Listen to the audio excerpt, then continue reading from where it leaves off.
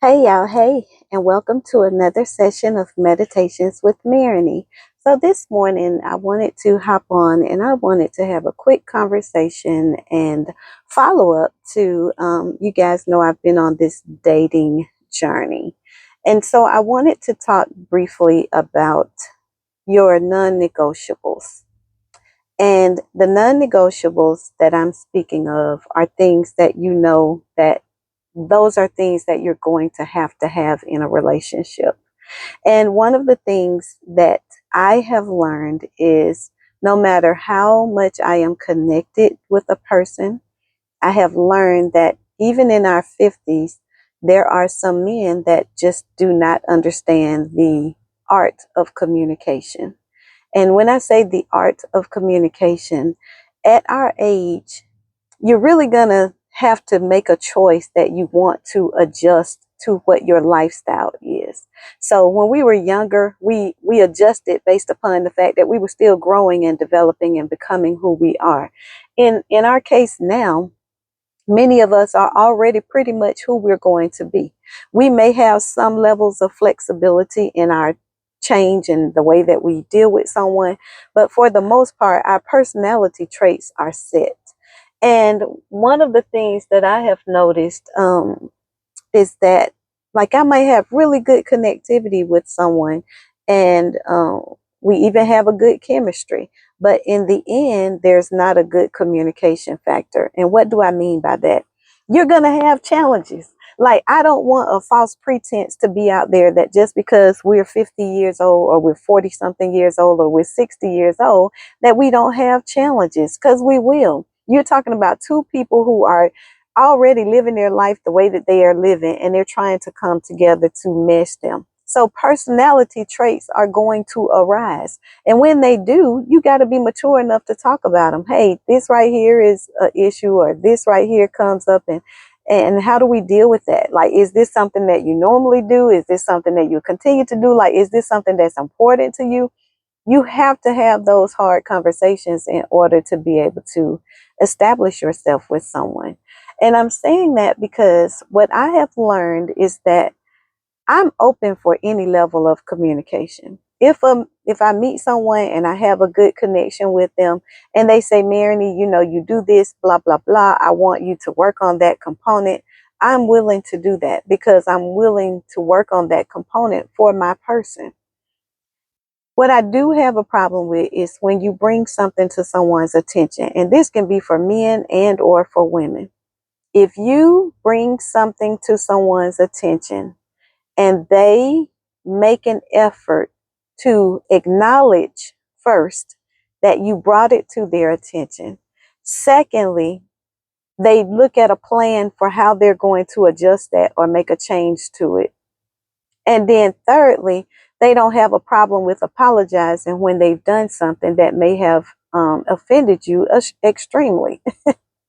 And, you know, the issue that I have, guys, is that most people, not all people, but most people, and I'm not going to even say most, I'll say some people. Most people that really are interested in a real relationship, they don't ask for a whole lot.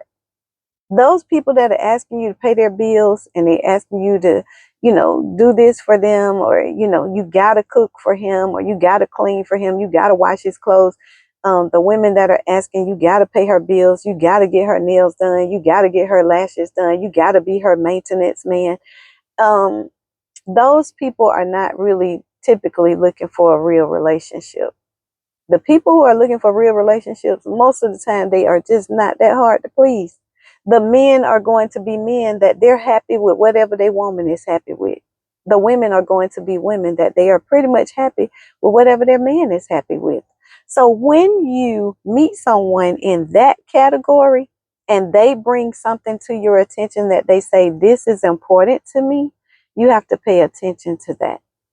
And one of the things for me that I have learned in this dating process, I've met a couple of really good guys, like people that I could see myself with long term, but they had major communication issues. And when I say major communication issues, we could not talk about things that I felt might have offended me or caused a problem without them completely shutting down. And with them shutting down, it almost meant that either we weren't going to talk about it, it was not for me to talk about it.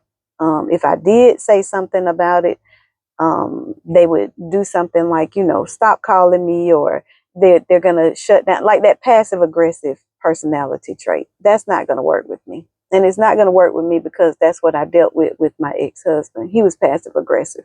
And, when I look back, again, sometimes we have to examine what things that we overlooked in previous relationships. So you don't have to have a trigger, as the word that everybody is using nowadays.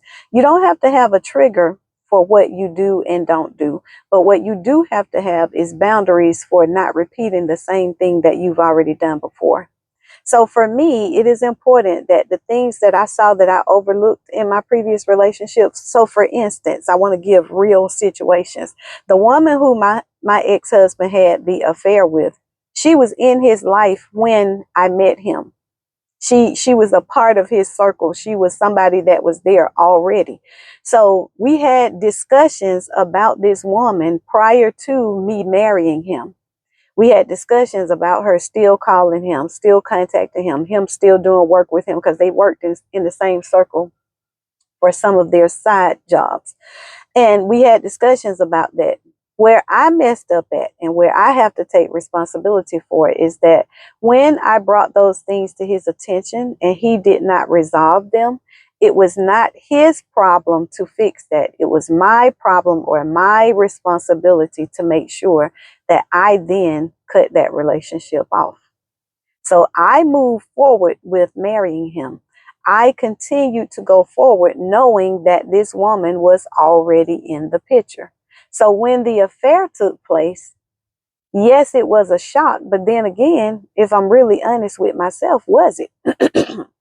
So I'm using that as a real example, and I'm using my own personal situation because when I look at men now that cannot communicate, and sometimes they might just need to sit in it for a day or two. They might need to sit in it for a week, or they might need to go and get some counseling to see whether or not that's a work through that they need to work on.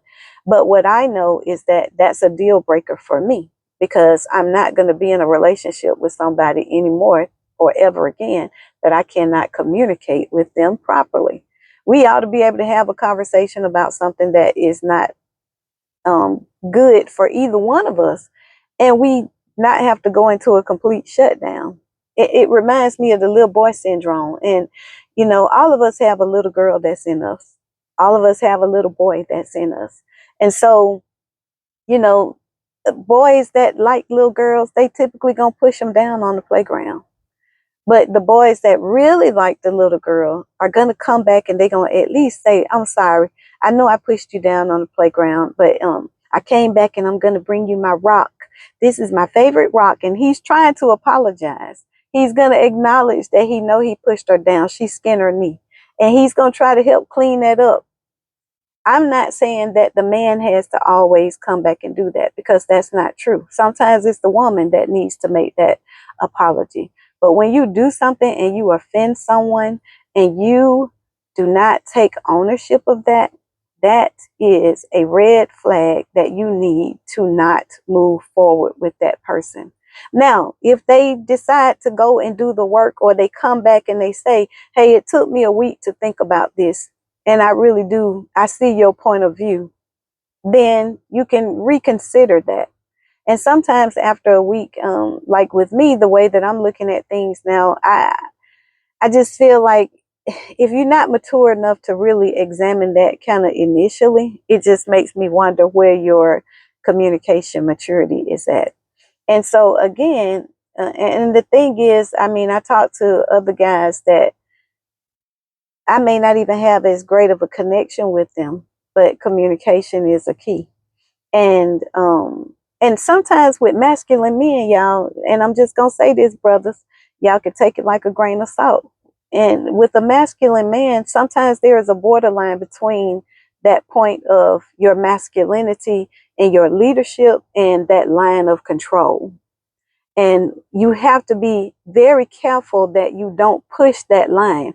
it's a good thing. It's a complementary component for you to have.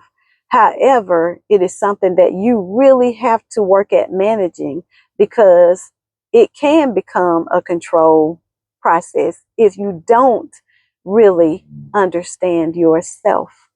And at our age, you have to sit with yourself. You got to actually have some conversations like by yourself. And you got to acknowledge that I got these strong points over here and I was right in this area. But in my previous relationships, I really did mess this up in this area. And because of that, I need to try to work on fixing it now. So I just wanted to come out and say, you have to really know what your deal breakers are. What are the things that you can deal with and you can live with? And what are the things that you know are not going to be a good component for you? So today is, today is just a day of meditations with Marigny. At the end of the day, I just wanted to put it out there. Make sure that if you found a good person, you got somebody that's valuable in your life, make sure that you keep the lines of communication open.